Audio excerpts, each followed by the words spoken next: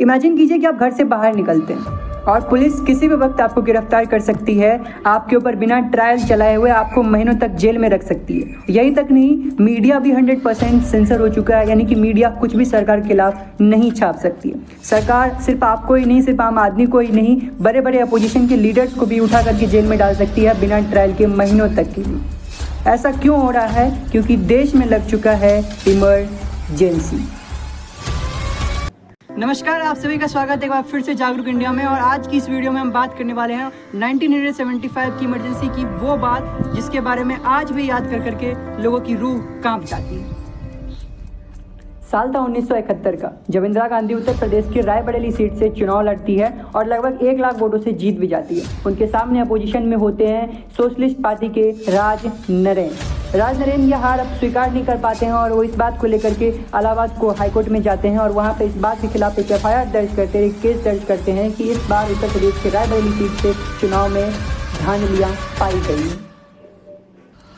लगभग 4 साल बाद कोर्ट अपना फैसला सुनाती है और इंदिरा गांधी को दोषी करार देते हुए इस मामले में उनकी रायबरेली की सीट को रद्द कर दिया जाता है।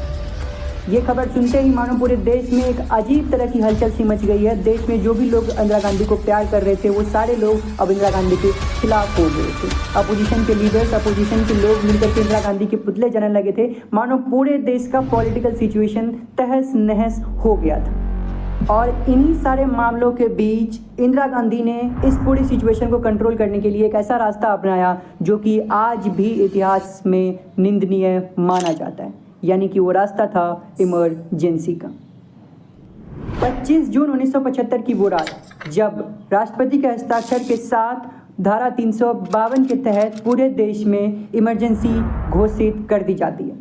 यानी कि अब सरकार के पास में असीमित शक्तियां हो गई है। अपोजिशन, मीडिया, प्रेस, किसी भी चीज़ की कोई वैल्यू नहीं होगी। सिर्फ और सिर्फ जो सरकार चाहेगी वो कर सकती है। हमारी डेमोक्रेसी का ये सबसे डार्केस्ट चैप्टर लगभग 21 महीनों तक चलता है और जाहिर सी बात है कि इतने याचना और इतने दमन करने के बाद सरकार अब सत्ता में तो रह नहीं सकती थी। देश की जनता ने आखिरकार 1977 में केंद्र से उखाड़ फेंका और पहली बार 1977 में जनता पार्टी सत्ता में आती। डेमोक्रेसी के इस डार्केस्ट चैप्टर पे अलग अलग लोगों की अलग अलग राय आती है कि हाँ ये सही था, उस टाइम में पॉलिटिकल सिचुएशन को कंट्रोल करने के लिए ऐसा किया गया था। आउट ऑफ कंट्रोल सिचुएशंस जब हो गए थे तो इंदिरा गांधी ने मजबूर होकर के इमरजेंसी लगाया था। लेकिन असल में दोस्तों बात यह है, जितना मैंने इस चीज़ को समझा और जितना मैंने इस चीज़ पर स्टडी किया है, मेरी समझ ये कहती है कि इंदिरा गांधी ने उस समय सिर्फ और सिर्फ अपनी कुर्सी को बचाने के लिए, लोगों की आवाज़ को दबाने के लिए, अपने खिलाफ फैलते हुए नफरत को देखते हुए उन्होंने ये स्टेप लिया था। क्यों नहीं तो जो महिला